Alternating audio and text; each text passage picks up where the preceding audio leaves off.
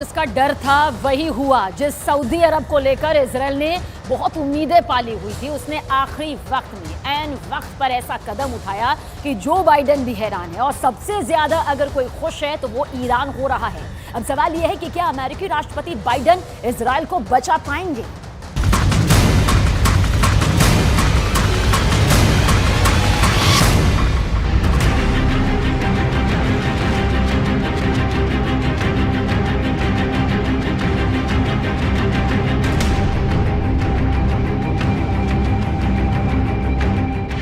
पूरी दुनिया की नजर इस शख्स पर थी। सब जानना चाहते थे कि यह शख्स क्या फैसला लेगा। इसने अमेरिका की तरफ देखा, इसने ईरान की तरफ देखा, इसने फिलिस्तीन की तरफ देखा और फिर कह दिया ना। मोहम्मद बिन सलमान ने साफ साफ इनकार कर दिया। इस ना के आगे नए तनाव का खतरा है, इस ना के आगे नए युद्ध का डर है। इस ना की वजह से पूरा पश्चिम एशिया एक भूकंप आने का इंतजार करने लगा है, जो अब पूरी दुनिया को हिला सकता है। सऊदी अरब और इजराइल के बीच फिलिस्तीन का मुद्दा फिर से सुलगने लगा है। जो तबाही मोहम्मद बिन सलमान ने गाजा पट्टी में देखी, जिस खून खराबे की तस्वीरें वेस्ट बैंक से निकलकर पूरी दुनिया तक गई, उन तस्वीरों ने मोहम्मद बिन सलमान को बेचैन कर दिया है। इसीलिए सऊदी अरब ने साफ साफ शब्दों में कह दिया है कि वो इजराइल से किसी भी तरह का समझौता नहीं करेगा। सऊदी अरब ने बता दिया है कि जब तक इजराइल में नेतन्याहू की सरकार है, रियाद और तेल अवीव के बीच दूरियां नहीं मिटेंगी। सऊदी अरब ने यह कहकर इजराइल के साथ दोस्ती के ख्वाब देखने वालों की उम्मीदों पर पानी फेर दिया है। इस खबर ने पूरे पश्चिम एशिया में नया तहलका मचा दिया है। फिलिस्तीन के गाजा पट्टी से लेकर वेस्ट बैंक और सीरिया से लेकर इराक तक इजराइल के खिलाफ एक नया मोर्चा सुलग सकता है और इसकी कमान अब ईरान के साथ सऊदी अरब भी संभालेगा। पूरे इजराइल में ऐसा ही डर सताने लगा है। अब तक सऊदी अरब की तरफ इजराइल बहुत उम्मीद भरी नजरों से देखता रहा है, लेकिन बेंयामिन नेतन्याहू की फिलिस्तीन पॉलिसी ने ऐसी तमाम कोशिशों की जड़ में मट्ठा डाल दिया है। वेस्ट बैंक में गोलीबारी और गाजा पट्टी में बमबारी को लेकर इजराइल सऊदी अरब के लिए एक बार फिर बड़ा खलनायक बनकर उभरा है। यही वजह है कि सऊदी अरब और इजराइल के बीच दोस्ती की नई उम्मीदें खत्म हो चुकी हैं। अरबी भाषा के अखबार एलफ के हवाले से पूरा इजरायली मीडिया ये खबर छाप रहा है। रिपोर्ट यह है कि सऊदी अरब ने कहा है कि जब तक इजराइल में बेंयामिन नेतन्याहू की कट्टरपंथी सरकार रहेगी, इजराइल से शांति वार्ता नहीं हो सकती। गाजा पट्टी में जब जब इजराइल की बमबारी हुई है, जब जब वेस्ट बैंक की जमीन पर इजराइल के सेटलर्स का कब्जा हुआ है, ये तस्वीरें मई महीने की ही हैं, जब गाजा पट्टी पर इजराइल ने खूब बमबारी की थी। धमाके ऐसी कि बड़ी बड़ी इमारतों को मलबे में तब्दील कर दें। ये गाजा का उत्तर पश्चिमी इलाका है, जहां इजराइल ने मई महीने में रात भर हमले किए हैं। छोटे बड़े धमाके होते रहे। इजराइल अक्सर यहां हमास के रॉकेट हमले के बाद हवाई बमबारी करता है। इजराइल दावा करता है कि उसने फिलिस्तीनी गुट हमास को टारगेट किया है। उसके ठिकानों पर लेजर गाइडेड बम इस्तेमाल किए गए। हमास के सुरंग के नेटवर्क को तबाह करने के लिए बंकर बस्टर बम इस्तेमाल किए गए। हमास के रॉकेट लॉन्चिंग वाले ठिकानों को जीपीएस गाइडेड बम से उड़ा दिया गया। लेकिन इस बमबारी को लेकर इजराइल हमेशा कटघरे में रहा है और अब सऊदी अरब इसी बात को लेकर वहां के प्रधानमंत्री नेतन्याहू को आड़े हाथ लेने के लिए तैयार है। ऐसी तस्वीरें मोहम्मद बिन सलमान ने अपने टीवी पर भी देखी है। इजराइल की फोर्स के तमाम वीडियो, चाहे वो अल अक्सा मस्जिद की हो या फिर जेरूशलम की गली, इन सब के बारे में सऊदी अरब ने अमेरिका को बता दिया है। बाइडेन की सरकार को रियाद से यह संदेश भेजा जा चुका है और फिर वहां से यही संदेश इजराइल की राजधानी तेल अवीव भी ट्रांसफर कर दिया गया है। सऊदी अरब के इस रुख ने इजराइल और अरब देशों के बीच अब्राहम अकॉर्ड वाली पहल को बहुत बड़ा धक्का पहुंचा है। सऊदी अरब ने बाकायदा इसकी वजह बताई है, जिसके पीछे फिलिस्तीन को लेकर नेतन्याहू सरकार का आक्रामक रवैया सबसे बड़ी वजह है। क्या सऊदी अरब ने ऐसा ईरान के कहने पर किया है? क्या सऊदी अरब और ईरान की नई दोस्ती अब सऊदी अरब के लिए बहुत बड़ा फांस बनने वाली है? इसमें कोई शक नहीं कि इजरायल के प्रधानमंत्री बेंयामिन नेतन्याहू बहुत प्रेशर में हैं। उनके खिलाफ पहले ही इजरायल में प्रदर्शन हो रहे हैं और अब फिलिस्तीन को लेकर जो तनाव फैला है उसमें ईरान के बाद सऊदी अरब की एंट्री हो चुकी है। लेकिन इजरायल हमेशा की तरह कमजोर नहीं दिखना चाहता।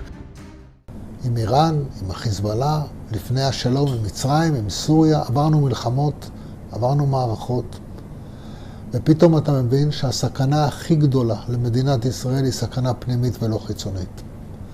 ואז כל מה שנותר לנו זה לנסות להביע את העמדה שלנו בתור מי שבא מאזור שהוא לא פוליטי, אלא מאזור שהוא דאגה אמיתית לילדים שלנו ולנכדים שלנו.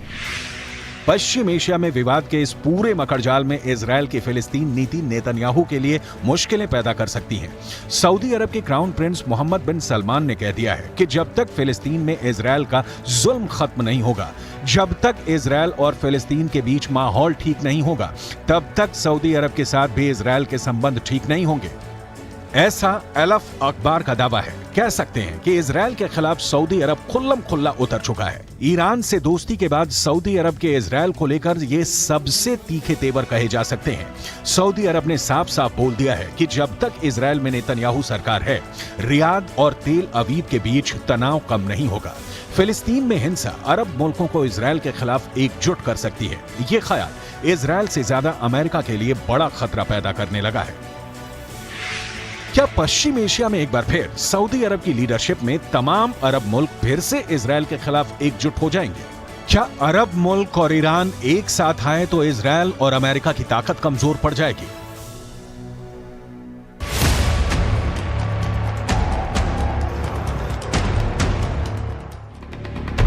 जब से इजरायल 1948 में कायम हुआ है, तब से अरब मुल्कों के साथ उसकी दुश्मनी का लंबा इतिहास रहा है।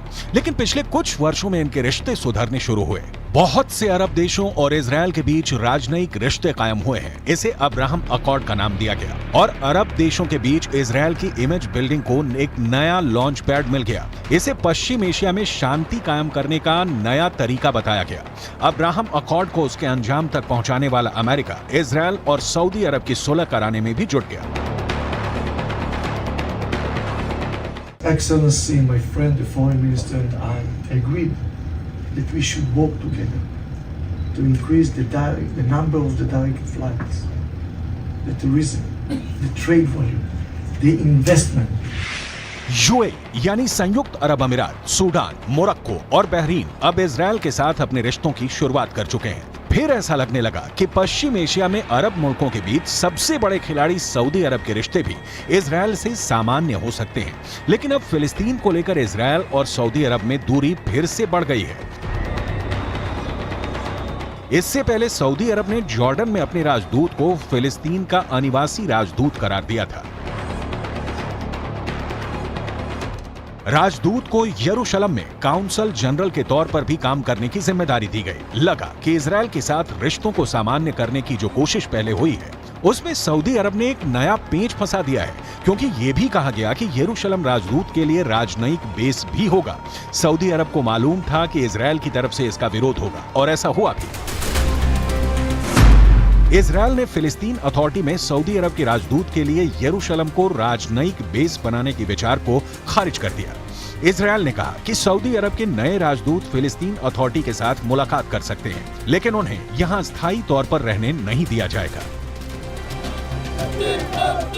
सऊदी अरब ने एक बार ये फिर दिखा दिया है कि वो फिलिस्तीन का बड़ा समर्थक है। फिलिस्तीन के मुद्दे पर इजरायल फिर बड़ा टारगेट बन सकता है। अमेरिका इस बात को लेकर डरा हुआ है, क्योंकि लेबनान जाकर फिलिस्तीन गुट हमास के उप प्रमुख ने यह ऐलान कर दिया है कि इजरायल को फिर से हिलाने का वक्त आ गया है। यह तस्वीर हमास के उप प्रमुख सालेह अल अरूरी की है। अरूरी ने लेबनान जाकर फिलिस्तीन को आजाद करने को लेकर बने पॉपुलर फ्रंट के उप महासचिव जमील मजहर से मुलाकात की। इस मुलाकात में तय हुआ कि इजरायल के खिलाफ इंतीफदा यानी फिर से हथियार बंद विद्रोह का वक्त आ गया है। इन दोनों संगठनों को ईरान का पूरा समर्थन है और फिलिस्तीन को लेकर ईरान इनको फंड भी करता है और हथियार भी देता आया है। इसलिए बड़ी पिक्चर में युद्ध का जो खतरा मंडरा रहा है, उसमें ईरान इजरायल के लिए बहुत खतरनाक साबित हो सकता है। इन दोनों की दुश्मनी किसी भी वक्त युद्ध में तब्दील हो सकती है। इजरायल और ईरान एक दूसरे के सबसे बड़े दुश्मन हैं। दोनों ही एक दूसरे को मिटाने की धमकियां देते हैं। इजरायल को लेकर ईरान बहुत आक्रामक रहा है और उसे नक्शे से मिटाने की बात भी करता रहा है। यही हाल इजरायल का है, जिसके नेताओं ने भी परमाणु धमकियां देनी शुरू कर दी हैं। ईरान के राष्ट्रपति इब्राहिम रईसी ने हाल ही में इजरायल के 2 बड़े शहरों को मिटाने की धमकी दी, जिसके बाद युद्ध का खतरा बढ़ने लगा।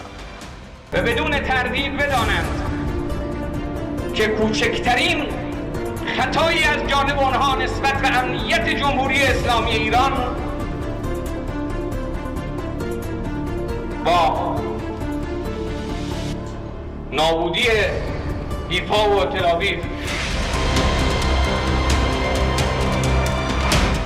ईरान और सऊदी अरब की दोस्ती आगे बढ़ाने में फिलिस्तीन बड़ा मुद्दा बन सकता है, और अगर ऐसा हुआ तो समझ लीजिए कि इजरायल के खिलाफ खतरे की घंटी बजने लगेगी। ये बाइडेन के लिए भी बड़ा चैलेंज साबित होगा। And US and Israel's policy has been to create confrontation between Iran and its neighbors. So the resources of Iran is used to engage in this confrontation instead of helping Iran's people or helping progress. Iran never considered Saudi Arabia to be an enemy.